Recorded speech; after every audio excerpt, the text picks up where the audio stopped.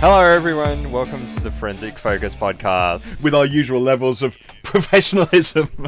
Yeah, we've started talking and I was like, let's start recording. So welcome everyone. Yeah. It's been a while since we've done a podcast with just the two of us, Si. Yes, We yeah, have done has. plenty. I think last month was pretty hectic. We haven't had anything this month that'll eventually roll out, but last month we did about 5 or 6, I think. Yeah. There's a queue waiting to go out, but there's you and I haven't. I mean, other than on Discord, we haven't had an opportunity to actually sit down and chat about the state of the industry or the state of the world. Yeah. Actually, let's not talk about the state of the world. It's a horrible mess. Let's talk about the state of the industry. Oh no, that's horrible. No, that's not a horrible mess. It's fine. I lie. I jest. Well, depends on how you look at it, because there's been a lot of layoffs continuing on from last year, right? Like across the industry. Yeah. In a lot of it, like I don't know how much it has hit the digital forensic space, and I think government is always pretty safe. When I think about military jobs and policing, if you've got those kind of jobs, generally they're pretty stable. I don't think I'm going to say. I don't think there's been any layoffs that I'm aware of, but that's you know, it's an understaffed industry as is. Actually, I saw a job advert today that actually on Forensic Focus. I hasten to add, you know, worth going and looking for the Met Police. They were after a video and moving image forensic expert, and they were actually paying a salary that wasn't entirely terrible for a change. I mean, it's not as good as it could be, but it wasn't entirely terrible. It is actually a living wage, which if you're working and living in London is you know, kind of important. Can I just point out, we also have two fluffy animals in the screen. You've got one hanging off your. I've got 3. I mean, microphone. there's a bull here. Actually, bull. There's a pheasant lurking behind him. Oh, I can't see it in my view, but other people might pick that up. I've got Darwin sitting on the shelf over here. The sloth is he lives here and just hangs out on the microphone upside down, keeping track of stuff. I like that one. I haven't named this one, but I got this for talking at Let me guess. BSides. It was in somewhere in New Zealand. No, It wasn't. It's not in a kiwi. echidna. Oh, it's an echidna. Okay. No, it's echidna. Yeah, kiwis are birds. Yeah, but they have no wings, and thus they are basically indistinguishable from echidnas. This is his little wings here. No, so I got this for speaking at BSides Brisbane. Yeah. Yeah, they like had run out of presents to give to like the presenters, which was completely fine, and they were like, you can choose out of a off-brand Lego or this little thing, and I was like, I'm probably going to throw the Lego out, but I will keep this. So That's cute. he just like, and the reason that he's there because he was on the bottom of my bookshelf and my dog had got it and it was in her mouth, and I was like, where did you get that from? And I forgot that I put him down there. So what was the talk on? He says, going off topic before we even get on topic. I did, yeah. So I did a talk on, I think at BSides. Yeah, it was taking your tabletop off the table. So it talked about doing tabletop exercise from a consultancy view when I did consultancy instant response, that kind of thing, where it was always theoretical and you had injects that you went through the slides and you had people sitting in the room doing stuff. And the whole point was collect. So if someone says, in this scenario, we would go collect firewall logs, and those firewall logs go back 30 days, then that would be an action item coming out of the TTX to go, all right, in the next week, you have to go collect firewall logs in a reasonable amount of time, and then see that they went back 30 days. So it validated the processes that everyone kind of said, but then you could break those action point up. So the idea was to collect all the action points and then go, all right, over the next 2 months, we need to achieve 2 to 3 of these action points per week. And then you would come back at the end of 2 months and go, what did we achieve? Where did we find there was gaps in the processes? Someone was away and they're the only person that can do it because they were on leave. Yeah. And we couldn't do this process, and we realized we don't have anything documented for it. So it had started when I was working at Dragos with doing some of the work there, but then that's just a generic thing. If you say you can do something, go and do it. If you can't do it, figure out how to do it and document it. Yeah. So yeah, very basic stuff, but it was just the amount of tabletops I've done since I left the military is, I can't count how many I've done, and it's always been someone saying, yeah, we can do that. And I'm like, Yeah. show me your process. And they're like, oh no, it's just the two guys out the back, like they know how to do it. And I'm like, are they here? Like, are they on a coffee break right now? Have you got hit by ransomware right now? Like, are you struggling? So yeah, just stuff like that. Yeah. It was good. Good talk. Ah, good. Well, I'm glad it went Actually, well. I think it's on my YouTube channel. So if people do want to go see it, Oh, there go you check go. out my YouTube. Go check out the Because YouTube. I That put and all the my sweaty cyber talks up. advice. I mean, that is still, the niche of niches that I think is brilliant. So, I'm trying to get nerds into fitness. I think you're part of my fitness thing on Discord. So I am. you're always I lifting am. strongman stuff now. Yeah, yeah. Back into Yeah. training.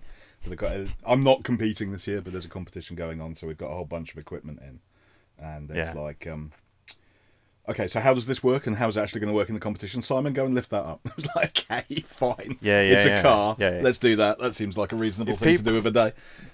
People are interested, join my Discord. You can watch Si deadlift a car. If you are genuinely interested, the competition is running in Oxfordshire. The website is oxfordshire.rocks. If you go there, you can see on the rules page, there's a video of me doing 3 of the events, and the gym owner doing, or one of the gym owners doing 2 of the events. But Nice. I've got the car deadlift. What have I got? Car deadlift. The little like pivot thing. Yeah, the pivot thing. did that, right? Conan's wheel, and then I've done something else on there. The as axe well. hold. Oh yeah, the bloody axe hold. God. Yeah. That thing is The thunder horrible. challenge. You put your back against the wall and hold. Yeah, Like, so it's a static 20 something kilos yeah, up. static hold of a trophy axe, which actually I sponsored the competition for a couple of years back. I bought those. I now regret it because they keep coming out and they keep going, here, hold this, and I'll film you. Yeah, so 20 kilo static hold. It's very weird how different the shape of a weight makes it. I can do a static hold with a weight plate with both arms out like that. Yeah. For a hell of a lot longer for a 20 kilo weight Than I can with a holding it dumbbell like that, or Yeah. with the axe, which pivots in all sorts of really weird dimensions. So yeah. Anyway, digital forensics, stress relief, and we're going to be talking more actually. I think in the following year, you've seen an article came out recently about mental health, and lots of people rely on fitness as part of mental health. So I'm sure we're going to come back to this at a later date. But yeah, I think we have naturally sedentary careers. We sit down and we spend all day at a desk. Yeah. Yeah, you'll see under my desk, I bought myself a desk treadmill so I can walk while I work. Does it work? Yeah. Yeah. Apparently it goes up to 7 miles an hour. I'm afraid that if I run on it, it'll just snap in half. So this is so it's a lifting. The desk goes up. No. So it's the desk is like a sit-stand desk. Yeah. So this desk will go up, and then that's just leaning against the wall. So it's like a flat treadmill that you can put on the floor. So I normally walk on it 1 kilometer an hour. I can write an article. Yeah. 2 kilometers an hour, I can respond to emails. Any faster than I can't. I can only read. I can't. Yeah, you can't type at the same time. Yeah. That was the thing that always made me wonder is that I could sit and read something or watch a YouTube video or whatever. Because effectively that's what you do in the gym, isn't it? Is you put something on the treadmill, whether you're running or whatever, and it's really good if you've got work meetings, right? So people have back-to-back meetings. They'll sit in a company meeting for an hour where you don't need to have your camera on. There's hundreds of people in the meeting. Yeah. Do an hour on that while you're in the meeting. You just got to sit there and listen. You'd be checking your emails in the background anyway. So yeah, that's the kind of approach that I use for using that treadmill. No, that's a really, really smart way of doing it. Yeah, no, absolutely brilliant. Yeah. Good stuff. Cool. Yeah. All right. So we did have some topics that we wanted to talk about today. One was the companies doing some shady stuff. I'm going to say it's an interesting one because we talked about this when you were in Oxford with me, and we sat over some very nice noodles in the place we went to. We were saying that there's a practice, and there's nothing wrong with the practice of using open source tools within a product. That is what open source means, if you look at the definitions of it. The shadiness comes around, for me, the clarity in discussing that. Because it's very much what I've seen in a lot of cases, and again, you know, we're not going to call out anybody in particular, but what I've seen in a lot of cases is that people go, oh, we've added this feature and we're brilliant. When what they've done is they've integrated somebody else's brilliant feature into their product. And, you know, it's the taking of credit for somebody else's work. Now, I think I asked somebody during an interview we had recently. They said they were using something, and I asked if they had put back into the open source stream. So you know. Oh, that was the last one that we did, I think. Yeah, and they said that they did, and that's cool. That's fine. I mean, if you are contributing back in, but it's not transparent. I don't find it transparent. And I just feel that, you know, it must be very disheartening to be a open source developer who's doing, you know, amazing work and making this available to the community, for it then to be taken and sold on. And again, there's nothing wrong and there's no illegality in this, but sold on as somebody else's work. The licensing works, the process works, but it's just that taking of credit for somebody else's work. And it's something that, I mean, it's something that narks me generally.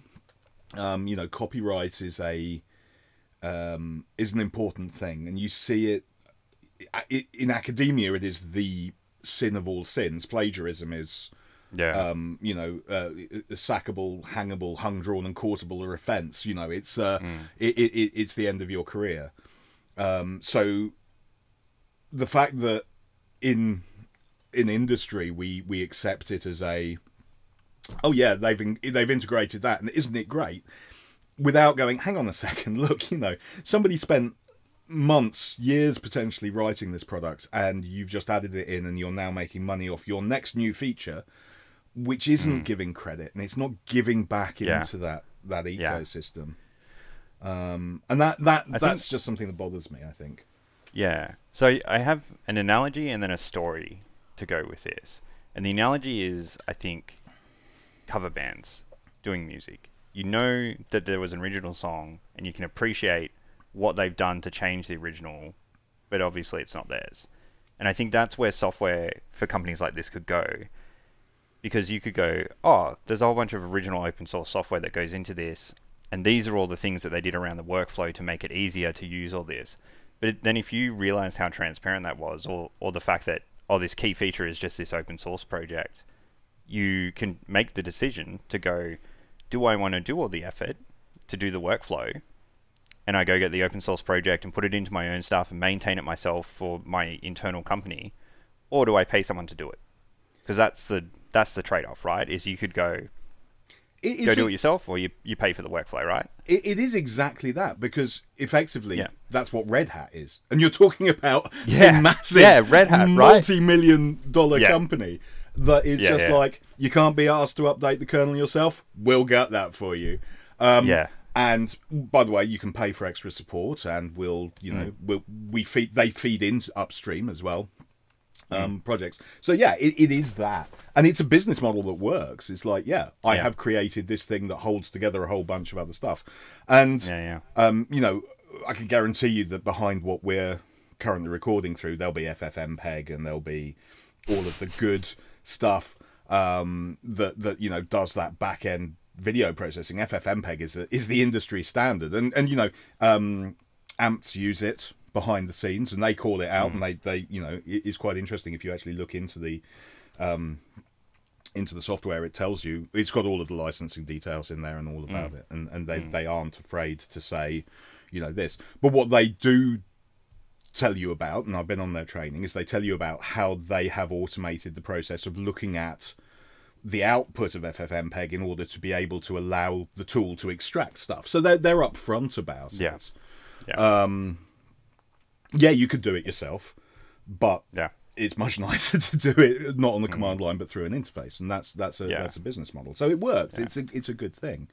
So yeah, that I love the cover band analogy. Yeah, it's brilliant. Well, so the story that I have to go with this is I did an incident response once where it was for a technology company that is very well known. They sell their software for a very expensive price, and I got given access to pretty much everything because it was a fraud case with kind of execs. So I got access to engineering, everything.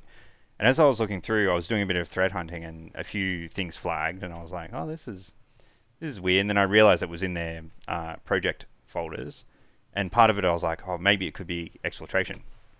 So I started digging into the binaries themselves, and then I realized it was just their whole software was just renamed sysinternal tools, all of it. I looked at the script to run the program. It was essentially a GUI that would just call these binaries to run things. And then my mind was blown. I was like, fuck, I could create a company like this and just write a script with sysinternal tools if my GUI skills were better, kind of thing.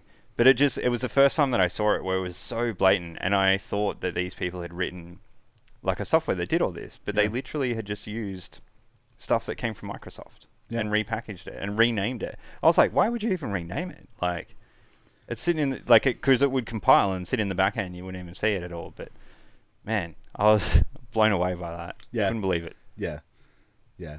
And it's that just sort of, I don't know. It adds. I think the thing is I guess from a forensic perspective, you're kind of like when you're writing a report for court, you're saying, okay, I have done this, and I know what my steps are to have achieved this, and these are the tools that I have used. And if what you're saying is okay, I have used tool X, but tool X is actually really tool Y, just with a GUI on the front of it. Yeah. It kind of undermines what you're saying. Yeah, and because you don't understand what's in your own tool. Yeah.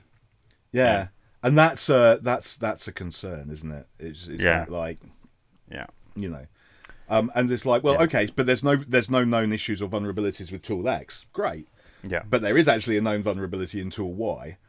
But that's not been because you can't put that link together in your head because it's not been disclosed or not clearly clearly disclosed.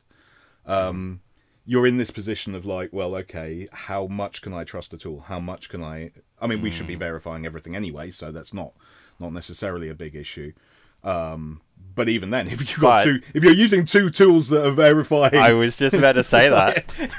What if you're verifying off the same open source tool? Exactly, so it could be cooked. It could be horrible. Yeah. So yeah, I think this is it's an interesting point.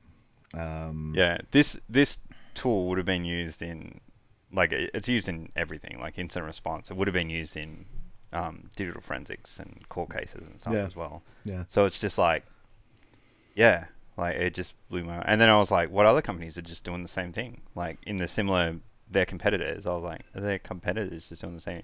And it goes to your point with the validation. Yeah. If you even validate between two competitors, are they just using the same tool in the back end, and your validation's actually not validation at all? But confirmation of the same error in exactly in the same tool. Yeah. Yeah. So yeah. Yeah. And actually, go on. No, you go. I was going to. What I was going to do was change topic. So if you had something else to say, go with it. So I don't want to change topics. I do have another story about companies kind of like taking credit for stuff that's not theirs. Yeah, go on. Cool. So a friend of mine did kind of like a boot camp course thing with some cyber education company, and I don't think they completed it, or if they did complete it, they felt like they didn't really get anything out of it, and they got a job, I think at the beginning of the year or like end of last year, and they came to me and they were like, hey, this company's reached out, like, what do you think? They want to do an interview. And I was like, well, what do you think? Like, do you want to do it? And he said, well, it could be good for like my own personal branding, and it's just good experience to and he's done some interviews before. Like he's done one with me actually, like one of mine. And he was like, he just like wasn't sure. And I said, well, if you're not sure, get them to send you all the questions that they want to ask first, because it's good to prep anyway, which is what I do for mine. I normally send all my questions to people first. And then like a couple of days later, they sent him the thing, and he sent it to me, and he was just like, yeah, I don't think I'm going to be doing this interview. And all the questions were like, how did the boot camp help you get a job? Like, what really did our company, like, what really resonated you to do? I was like, did they do anything to help you? Like, did you feel like that boot camp did anything? He was like, no, not really. And so it was just this, they were trying to take credit for all, and he did heaps of work himself to get the job, and did other courses and everything. But it was just this company had reached out because he got into like a good company. Yeah. And they were going to take credit for it, and they were going to use it for their marketing and everything else. So it just made me think of like I always go back to now in the job that I'm in, like I read a lot of marketing stuff, and I read a lot of threat intelligence stuff, and I read a lot of statistics, and it's like, where are you getting these statistics from? Like, what's your sample size? What exactly? And a lot of it's qualitative surveys. Yeah. And I'm like, this isn't data driven. It's not research. Like, you're not publishing how you got to these statistics at all. As far as I know, you could have like thrown a dart at a dartboard that has percentages written around it and gone, yeah, cool, 75% of what's happening in the industry is because of blah. Yeah. And yeah, this whole company thing just made me feel, it goes like, this was all came from our first conversation about how much snake oil there is within the cyber industry. Yeah. And both technology and education piece there's just so much of that at the moment. I think I was going to say, he says backtracking slightly again to a slightly different story. I was there. I went to a conference and I was sitting with a friend in the audience, and he works for a well-known vendor. And somebody stood up and they were giving this presentation on something to do with vulnerability management. Okay. Mm-hmm. But all they'd done basically was they'd renamed vulnerability management into something else, and then were claiming it as a new thing. I can't remember what especially if I told you what it was, it would become almost certain who it is. Yeah. But basically they just rebranded it and then gone, we've got this amazing solution for dealing with the risks in your business. And we're like, that's vulnerability management. And it was like, yeah, snake oil. Yeah. And I think it's so hard. Like I get the whole point that advertising is needed, but then my like critical thinking brain is just can't comprehend it sometimes, and it's so frustrating. And it's so important for, I think, everyone in the industry, whether you're technical up to executive. Yeah. And I think higher up executives are really good at critical thinking and really good at, like, if a vendor comes and tries to sell something to them, or someone tries to come to them, they're very like, I get there are exceptions, but I think in I think general, I've met every exception going. Yeah. I think in general, if you reach that level and your company is going well, they are very smart, very critical thinking people. It's kind of that middle. I always find it's that middle ground where people are like coming through the ranks, but they have decision-making power, and they may not just have that next level of critical thinking. Yeah. But it's so important to always question statistics, like what the actual use cases are, whether it's going to work. Yeah. I mean, I think that there's a famous quote from an English politician, like going to say William Pitt, and I'm going to get it wrong. But it's there's lies, damn lies, and statistics, which I think sums it up perfectly well. I think also, and I think I've said it before, but I one of the things I try and teach students when we're doing a forensics course, and it's a bit difficult because it's not exactly a technical subject, is actually the ideas of logical fallacies. The whole, I mean, there's, and I'll put a link to the site that I use. And I think it's called whatisyourfallacy.com or something. But it talks through the idea of things like a straw man and some of the other concepts around building an argument that appears to be a correlation is not causation. I was talking about this with my daughter in the car this morning, funnily enough. and it was like there's an amazing site. Again, I'll find a link for it, but it's correlation is not causation, and it shows you two graphs that map almost perfectly. And it's like the example, because I talked to her about it before. I think the example she remembered was something like the number of male suicides and the sales of a certain type of cheese are almost directly correlated, and the number of swimming pools in the US and the number of shark deaths. Also, again, it's a sort of a direct correlation, and obviously there's no causation in there whatsoever. But it just really brings to light the ludicrousness of, you know, drawing conclusions on the basis of one thing versus another, just because they have a similar pattern. Yeah. So apparently, I looked up that quote, and apparently it was Benjamin Disraeli. Disraeli. Okay. Disraeli. Yeah. Yeah. Another prime minister, I think. Yes. Unlike Americans, I am unable to recite every single president of every single leader of our country. To be honest, they change so quickly nowadays. I have no freaking clue anyway. It's like, who's in today? Yeah. So yeah. So true. So true. Now, yeah, I'm super interested. Like I did statistics early on in uni. Like I almost went down that path of being just a statistician, and it's so you do essentially a scientific experiment, and then right at the end you do your interpretation of your results. Yeah, and it was always so interesting to be. Our lecturers were super funny. They were like, you can interpret your data in any way that you want. Like, you can just change a sentence and it changes the whole meaning of what your actual hypothesis and your study did, which was just, super, super interesting. But you can see that that's just used everywhere in marketing and advertisement and everything. Especially again, similar graphs I've seen is you have what effectively is an entirely random plot of data, and then you can get an average line to go through it in whichever direction you actually want to prove whatever your point is. It's utter insanity. Yeah, because you can also put, like, you have a random bit of data. You can also add thresholds to then get that line down. So you're excluding the data that you don't want in there that changes the point you want to make, right? So, and as we gently segue to the problems of artificial intelligence within the forensic industry, with our applied statistics, if else loops are just not as advanced as we thought, that's the problem. So yeah, I'm going to say I will use this to gently segue into the other topic of conversation that we sort of mooted at the beginning of this, which is that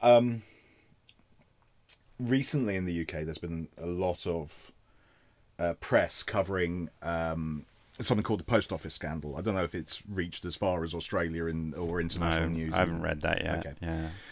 So effectively, I'll do a brief précis of the background, which is that the post office, I mean, that is what it says on the tin. It's the service in the UK that deals with mail and delivery of parcels and packages and stuff like that. And the way that it works is that effectively you have small branches that are distributed across the country, and they are run as independent businesses. They're franchised into the post office. But in that, as part of that franchise, they were given a computing system called Horizon, which was created by Fujitsu and kept track of money. Okay, it's an accounting system. Unfortunately, it turns out it didn't do that very well. Occasionally to the tunes of tens of thousands of pounds. Right. Now, Fujitsu insisted that their software was correct. The post office insisted that the software was correct. And thus, the postmasters, the sub-postmasters who were dealing with the shops were accused of theft for the fact that their books didn't balance. Some of them balanced the books by putting their own money into the system to make sure that it worked. So that they didn't have to deal with the problems. Some of them were prosecuted by the post office for theft and were charged and convicted of criminal offences. And sadly, one or two people were so appalled by this internally to themselves that they took their own lives because of it. It was a hugely I mean, if I'd been accused of stealing, £20,000 I hadn't nicked, I'd Yeah. probably be quite upset about it as well. Especially when you get found guilty by a court and you know internally that you haven't, you've done nothing. So this has all come out now, and there's various things underway to pardon people involved. Although even that's being screwed up, because a blanket pardon isn't necessarily a good way of going about dealing with people who may have been stealing, because you'd need to look at each case on a case by case basis again to actually administer justice, rather than knee jerk voter appeasing reactions. But that's a conversation slightly beyond the scope of this. But one of the things that sort of is generally accepted in UK court, and it didn't used to be this way, but is that a computer operates correctly unless you can prove otherwise. The presumption is that a computer will be correct, and that the records that a computer keeps are correct, unless it is shown to be incorrect.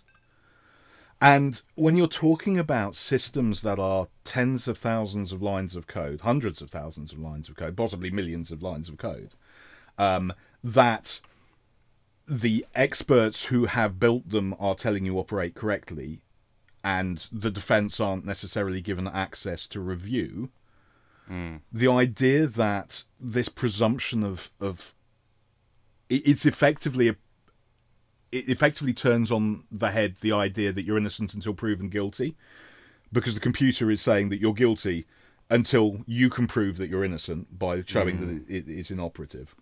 Yeah. And so we're kicking off a little bit in this country an idea about revisiting this, or at least it's been mooted by a couple of people that this would be a good idea. And therefore, it's an interesting thing. But I was wondering if you happen to know what the stance is in Australia with regard... Well, actually, no, first question. Have you ever known a computer actually operate correctly? Because I've been working in IT 25 years, and I'm pretty well aware they don't. How could you think that a computer operates correctly when the solution to most of it is to turn it off and on again? Like, you literally have to reset its memory to get it to work.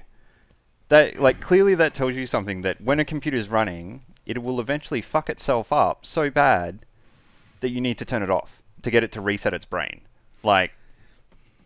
Yeah, I feel like by default we just don't trust computers, because at any point they can go into the blue screen of death. Yeah. And Windows has tried to make it more blue friendly, but we all know that dark blue that scared the shit out of us because we just lost all our work. Yeah. Now, that's straight up, I can't trust that.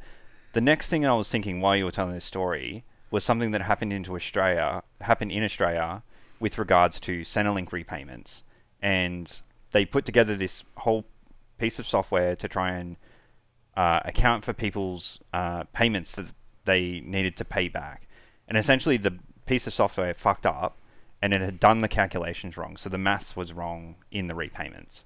And all these people got these letters saying you owe a couple of thousand to tens of thousand. I think it might have gone up to 100,000. But anyway, the people that were getting these letters were still on Centrelink or had come off Centrelink. Centrelink, for international listeners, is essentially government welfare. It covers things like single parent payments. Centrelink is the broad term, it's generally for unemployment, but it's also things like when I was at uni, when you're studying, if you're living out of home, you get a certain amount of study allowance. The government will give that to you to help you try and live, which is definitely not enough to live, but it's something. So it covers a whole range of welfare services. And everyone was getting hit, from people that are still on Centrelink to people that had finished and had been 10 years working, and all of a sudden they're like, oh, you owe 10 grand to the government again.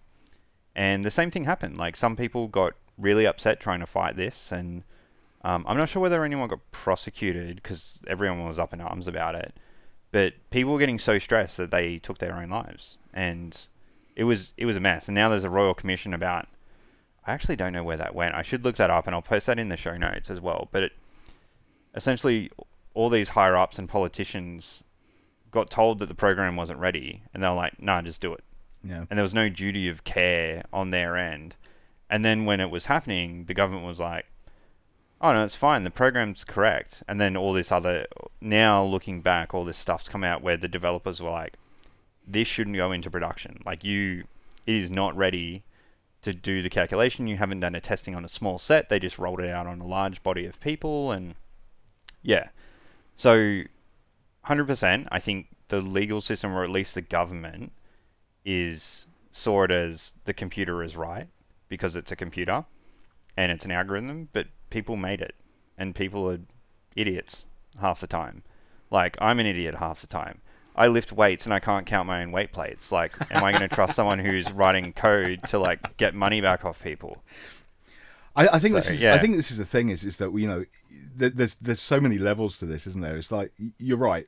First of all, there's human error, and it's like, well, you go, okay, so if it's a perfectly Turing complete machine, you know, and it's operating in the way that it should, then, you know, it is operating on logic, and therefore it will do exactly as it's told. But I don't know. I mean, you're younger than I am, but I don't think significantly so. Do you remember the Microsoft, not the Microsoft, the Intel chip problem whereby they couldn't add up? So you ended up with so even if you did tell it the right algorithm, you could still get the wrong results. The idea that, again, that's a human implementation of a logical concept being done wrong with some gates. But when you're talking about that many logic gates on a chip, it's insane. But yeah, it just reminds me of who's like when you were going with the IBM thing, and it actually made me think of this quote. But a computer can never be held accountable for decisions. Therefore, all computer decisions are management decisions. No, I don't think that was the right quote. Oh no, it was this one. A computer. So they'd written that quote down. A computer can never be held accountable, therefore a computer must never make a management decision, is the quote. Yeah. And that's from a 1979 IBM slide. Yeah. So, yeah. Yeah. But you think about the level of management decisions that computers make now, based on workflow software and everything else. Like, 100%. You still need people managers, and you still need to put people first, and you should not make a management decision based off. Like, imagine if you were tracking people's, like, coming into work, just for an example, and you said that, okay, if someone they're not hitting a certain KPI for a number of days of coming into work, we let them go, and that's the decision that comes out of the software. Now, what if that person was doing a whole bunch of work outside of hours at home, and they were struggling with their child that had cancer, and then you just let them go? Like, you've just let a computer make a management decision that affects someone's life, that they're trying to still help the company and still do the right thing in their own way, but you've never checked in with them. Yeah. And so, like, just as a basic example, but I'm sure that happened somewhere. You say that's a basic example, but let's go back. I'll give you two different examples that aren't either basic or aren't fictional. The first one, we were talking with Sophie only a couple of weeks ago now about the fact that they were doing this automated testing, aptitude testing. Oh yeah. And then a computer is effectively making a decision: is this person employable or not? Yes or no? That's it. That's I mean, that already is something, a computer making a decision on the basis of an algorithm that was written by somebody, and, you know, nobody's accountable for it fundamentally. Yeah. The other one is, and arguably more serious, no, definitely more serious, is that there have been computers used in asylum decisions for people wanting to make asylum. Claims for like refugees, for refugees and that kind of thing. Yeah. And the idea that somebody who is fleeing a country because they have a fear of death, you know, again, a lot of press and a lot of the right wing press in the country at the moment is all about economic migrants who are just coming here to improve their life. There's no actual genuine fear of death. Now, honestly, we need people to come and work in this country, and this is a topic of contention that the government is trying to split the country on so they can get some votes in the next election, and all sorts of things like that. But fundamentally, there are genuine asylum seekers. Whatever you think about the proportion of who those who are just coming for a better life versus those who are actually fleeing, there will be some people who are actually fleeing. Yeah. Is it acceptable to make it easier to send a whole bunch of people back because you've done an automated testing and then send a couple of people to their death? Or should we actually consider each and every application on its own merit and in its own right? This is something that we should never be applying. And this was I was talking to lawyers about this at a AI in law conference, and this was it wasn't technically AI. It was an algorithmic match of they have come from this country, they are this age, therefore they must be coming for a reason that is not related to genuine asylum seeking. I mean, that already is a horrible thing. But the fear that we would then do some sort of machine learning, again, going back to our applied statistics, that will say, but it's only going to look at, like you said, it's only going to look at those superficial markers that are contained in the record. Yeah. It's not going to look at the actual detail. Not for decades anyway. I mean, even if we get to the point of, machine learning being able to read through stuff, but yeah, and it's not to say that doing the automated, we shouldn't drop the automated testing. We should be doing it alongside it, and then it's also not. We should just be allowing humans to make the decision without any training. Yeah, because that's people need training to be able to handle these kind of situations. So I think sometimes we try and make things easier, and we go down the path of too much automation sometimes, and because we don't want to either have hard conversations ourselves or put time in to train people on how to manage people correctly. Yeah. Because a lot of my management experience has just come from being thrown in and doing it. A lot of how I think I learned to be a better manager was looking at the shit managers in my life and going, I don't want to be like that. But there should be a lot more concern. I hope now when I've worked with other people and they're going into management roles, is I try and impart the good things. And the good things is always consider the humans, look after their pay and their leave first and their family well-being. And then anything else after that, you can, work priorities are always going to be there. But if someone needs leave to go see their dying mum, it's kind of a no-brainer. Sort it out. Yeah. I mean, it's interesting, isn't it? Because, you and I both have come or have been through. I haven't come from a military background. That's an incredibly unfair thing to say because I've never served in any way, shape, or form. I have worked with the ministries of defence and in defence for a while. But at the end of the day, the single most important thing at any given point in time is life. Yeah. Yeah. Whatever else you're doing with your systems, whatever else you're doing with your strategies, your thing, the most important thing at any point in time is human life. Yeah, yeah. And therefore, you need to bring that to the fore with everything. To disregard somebody because they haven't met an objective without finding out why they. I mean, maybe they are a lazy little ass.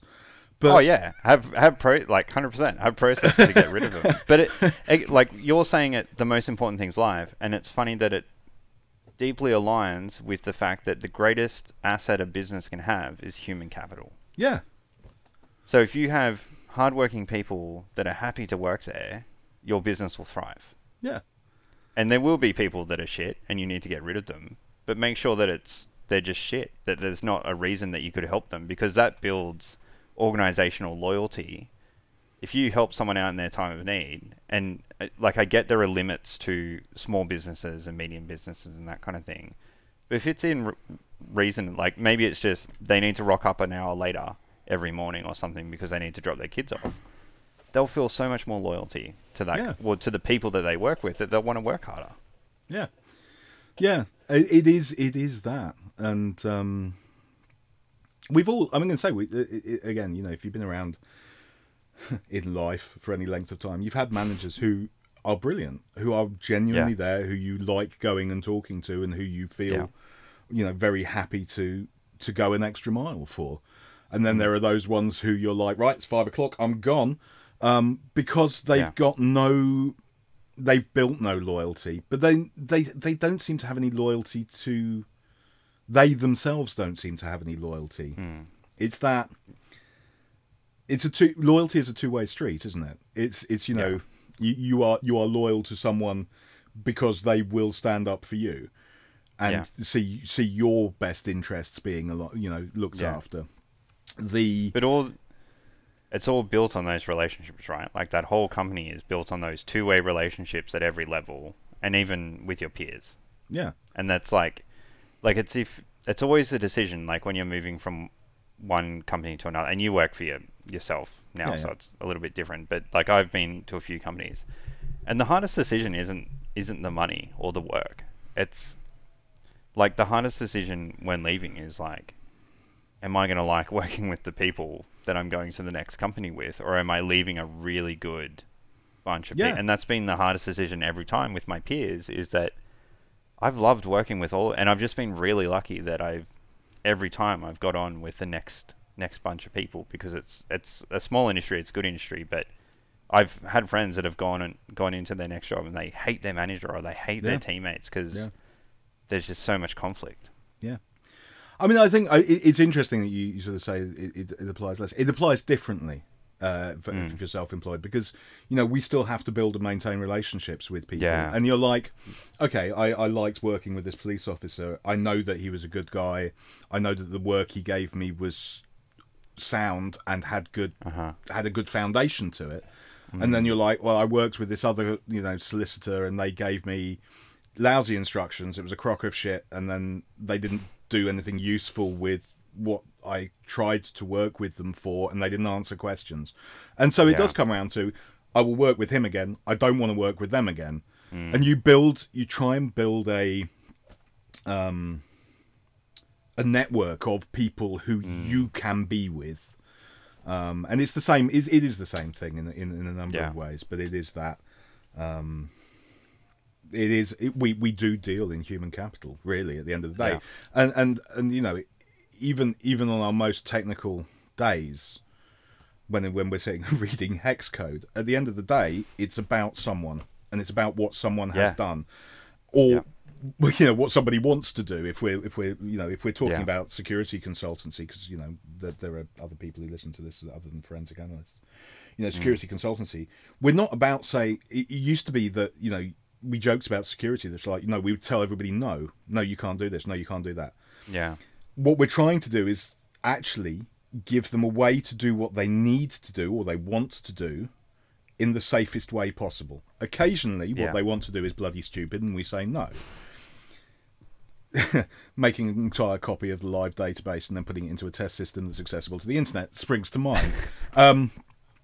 But generally speaking, the question then came down to, well, why do you want to do that? What is it that's necessary that you need to do that? So, well, we needed to share a testing with a vendor. Okay, how can we enable that so that the vendor can do what they need to do without giving them? Can we redact it? Can we tokenize it? Can we do something that's going to make this data set valid for testing? But and it's all about this, because it's computers are just a tool. It's a hammer. Yeah. And at the end of the day, you need to build something with it. It's not a thing in itself. It's the one thing I hated about the security advice that went around for a while. It was like the leading thing that a lot of vendors use, but how humans were the weakest link in a security thing. I hated that, because it means that you're just neglecting the training. Like, sure, humans are the way to get in, but humans are running your company. So I mean, if they're the weakest link, usually the best risk control is to eliminate. So remove all the humans from your company and see how well your company goes. Yeah, you're not going to make any money, so you don't have to worry about security risks, right? So it was something I always hate, and it was a shortcut away to just put in tools to monitor humans doing things, when a lot of the stuff you look at now, like if you look at the framework, they're all moving away from that wording, like particularly the compliance and regulation frameworks that are trying to help the industry get better as a whole across, you look across critical infrastructure, like finance and banking have been doing it well for a long time because they've just been targeted for so long. But even like small to medium to large enterprise as well, it's now more about, let's now get your security hygiene in check. Like, the reason that humans are the weakest link, or they're meant to be, is because you're not doing application allow listing in your organization. So of course, like, they're going to click on an email link, something will download and it'll execute on the endpoint. That's not their fault. If you application allow list, that thing's not going to run on your endpoint. But you're being lazy and not investing into the security control that is literally basic security hygiene. Yeah. Absolutely. I'm going to say it's sort of something we said earlier. I can't remember exactly what I was thinking, but it's like, oh, that was it. It was the snake oil. Going back into the sort of snake oil and sales of stuff. It's like, I mean, don't get me wrong. I've made some very good money out of security consultancy in my time, but it's infuriated me that I've walked into organisations, and you go in and you go, okay, so let's start off. Can I see your asset list? And they're like, we don't have one. It's like, okay.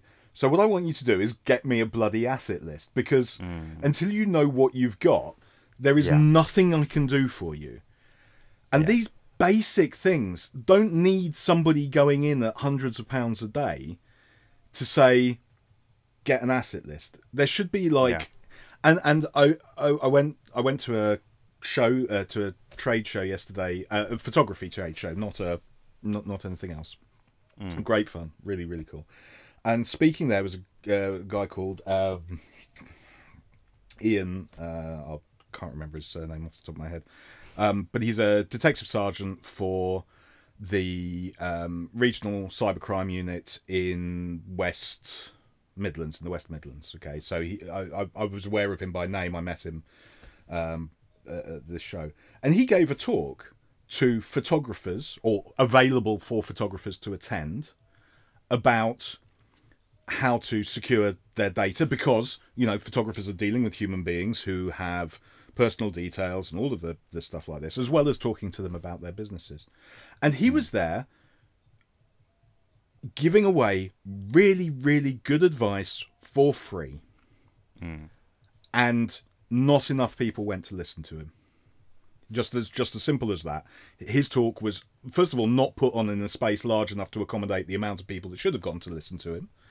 And second of all, not enough people turned up to even fill the space that he was in, which was, he took very well. And he was, if he reached one person, he's already improved the world. So that's, you know, a good thing for him, for us all. But there are so many sources of good basic advice on how to do things better, that people just ignore and don't listen to. And it applies from, you know, the smallest business to, you know, multinational. You know, you go in and you go, can I have your asset list? I haven't got one. What's your password policy? It's not good enough. Are you using MFA? No. You know, it's not rocket science. So, sorry, again, I don't wish to do any security consultants out of a job, but it's not, most of it is not rocket science. Yeah. You're never going to... Like, it is effort, which is, I think, the issue in itself, is humans are inherently lazy, and we will try and, like, not do it. If we don't have to, we won't. Yeah. And it takes someone within the organization to really care about it, or for it to be, which... I mean, making people wear PPE and making sure there's rails up to stop people falling into pits of acid or whatever you've got at your company should be a no-brainer that you do that to protect people and life. Yeah. But it's not. And that's why we have compliance and regulations. So, yeah, 100% agree. Like, I look at some of the stuff that I've done in work before, and even in my own personal life, for my own personal cybersecurity stuff. Like, sometimes there's some things that I'm like, oh, I'm not going to do this, and then I'm like, wait, like, I'm in this industry, I should really do this. Yeah. But it's that just like, I could just open this now rather than spinning up a VM and checking that it's the right thing, or downloading something and going to checksum on the website kind of thing. Like there's so many little things like that where you can download it, install run the MSI, and it'll install on your computer. But you need to go do that extra step to make sure that what you're downloading is what they're saying you're downloading. Verify that. So it's, I can understand from a human level because I'm the same. Yes. But it's,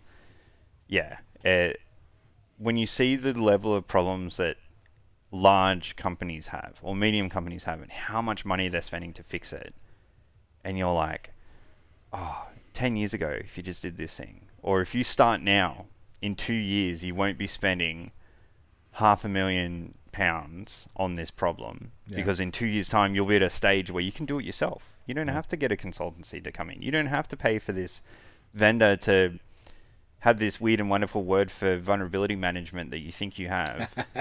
And you can run it all yourself because you know what assets you have and you can patch it. And you have updated Windows systems that will just install patches themselves because you're just, I don't know, a bakery that have two computers.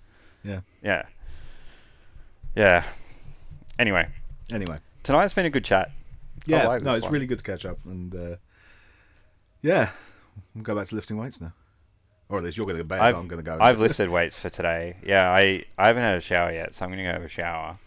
But yeah, it's been good. We should do these more often. Yeah, we will. I mean, I'm going to say you. I think we spoke about doing one where we were going to review a paper each and then talk about the paper. We talked about that, and we also talked about, and I have severe reservations about this, doing a Twitch stream of a CTF. Because I don't want to prove that I'm an idiot. Honestly, I'm not good at CTFs. Like I'm good at instant response ones. Yeah. But when they're like generic CTFs, I'm bloody terrible. Yeah. I had an email today asking me to help write one, so might go down that route instead. I would do maybe like after the fact. Like I would go through and do one, or even like a gamified. Maybe we could do like test gamified platforms. That'd be cool. Yeah, let's give it some thought. Again, we have a Discord channel, ladies and gentlemen, boys and girls, and we in do between, of Forensic Focus, and also Hardly Adequate, which I thoroughly recommend. You can come and see us weightlifting, and please do jump in on the podcast channel and say. If there's anything you'd like us to talk about or anything you'd like us to stop talking about is also a valid thing. Probably weightlifting. And also please do participate in the Discord forum. It's starting to pick up slowly, and it's there's loads and loads of people who are in it, but at the moment the activity is quite low. But it's starting to pick up, and that'd be really cool. As per usual, we are available on a whole bunch of podcast platforms that I am not going to remember to list. However, what I did learn the other day is if you do have the time and the patience and ideally something complimentary to say, if you write reviews in the Apple Podcasts app, apparently it increases our visibility, which might be helpful to getting us out to a slightly broader audience than we already have. Same for YouTube. Engagement will increase the channel. So if you're on YouTube watching this, feel free to comment, put the thumbs up, thumbs down. Doesn't matter if it's good or bad. You can tell us to stop talking about weightlifting and tell us to lift more weights because we're too small. Yeah. Although you guys haven't seen Si. Si's tall and he can lift a lot of weight. Watch him deadlift a car. Links will be in the show notes. Embarrassingly, there you go. Dear. Awesome. All right. Well, awesome. We'll catch everyone. I don't know when, but we'll plan another one of these, and I'm sure there'll be. Now, I was going to say, lots of episodes. you are back in the UK at some point, are you not? Or is this already happened? No, that trip got cancelled, so I won't be back in the UK anytime soon. No, that's not fair. Oh, I'm sorry to hear that. Well, I changed companies, so. So it got okay. Yeah, got canned. Right. We'll have to find something else for you to come for, then. Or meet somewhere in the middle. Where's in the middle? India. I don't know. I've never been. That's fine. one of the oceans. Hopefully where there'll you be go, an I island. think, doesn't it? Yeah. Meeting on Easter Island. That's it. Problem solved. Yeah. Oh, dear. Right. Okay. All right, man. All right. You take care. Thanks, I'll talk to you everyone. soon.